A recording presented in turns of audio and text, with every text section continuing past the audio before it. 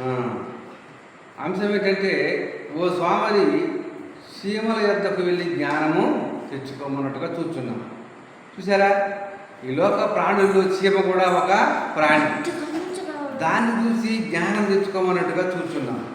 మానవుడికి చీమలను కూడా చూపించి వాటి జ్ఞానం గురించి చెప్తున్నట్టుగా చూస్తున్నాం. ఓ స్వామిని చీమల యొద్దకు వెళ్ళుము, వాటి నడత కనిపెట్టు జ్ఞానం తెచ్చుకున్నాం.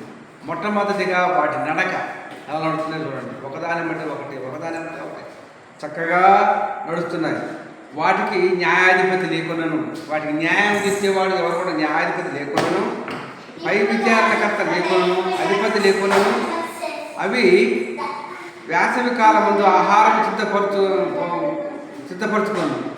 అవి న్యాయాధిపతి లేకున్నాను, పై విచారణకర్త లేకున్నాను. వేసవి కాలం ముందు ఆహారము సిద్ధపరచుకుంటున్నారు. పాతకాలం ముందు ధాన్యము సమకూర్చుకుంటారు. వరి కోసం టైం అప్పుడు ధాన్యాన్ని సమకూర్చున్నాడు. స్వామిని ఎందాక నువ్వు పండుకొని స్వామరితనంగా ఉండొద్దు. ఎందాక నువ్వు పండుకొని ఉందువు. ఎప్పుడు నువ్వు నిద్రించదు, ఎప్పుడు నిద్రే. స్వామికి ఏంటట, ఎప్పుడు కూడా నిద్రే.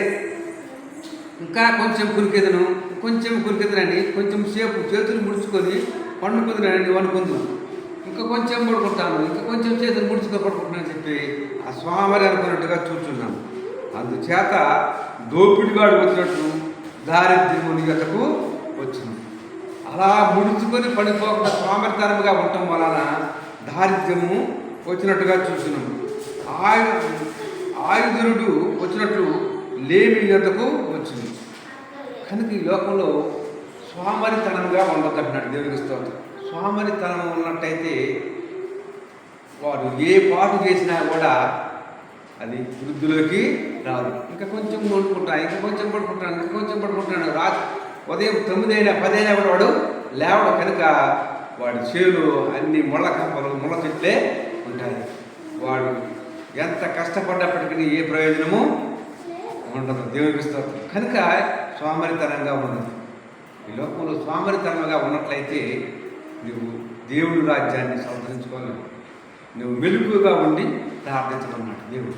కనుక స్వామిని వలె ఉండకుండా చీమల యొద్దకు వెళ్ళి ధ్యానం. చీమలను చూడండి, అవి వాటి నడక చూడండి. అవి చాలాగా చక్కగా ఆహారాన్ని, కోతకాలం ముందు ఆహారాన్ని సమకూర్చుకొని ఎండాకాలం ముందు వర్షాకాలంలో చక్కగా హాయిగా తింటూ నిద్రపోతున్నాయి. ఈ లోకంలో చాలామంది ఇంట్లో ఒక్కడే పనిచేస్తున్నాడు, ముగ్గురు ఖాళీ ఉంటున్నారు. ఆ ఇంట్లో దరిద్రం తప్ప మరేమిది ఉండదు. దోపిడిగాడు వస్తున్నాడు. కనుక ఈ లోకంలో స్వామరితనం చేసేది ఎవరాయి అంటే తల్లిదండ్రులే. దేవునికి స్తోత్రం.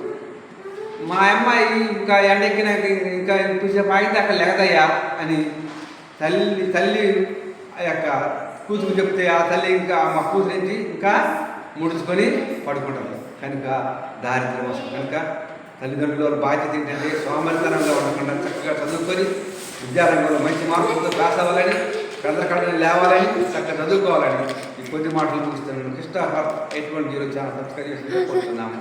ఆమెన్.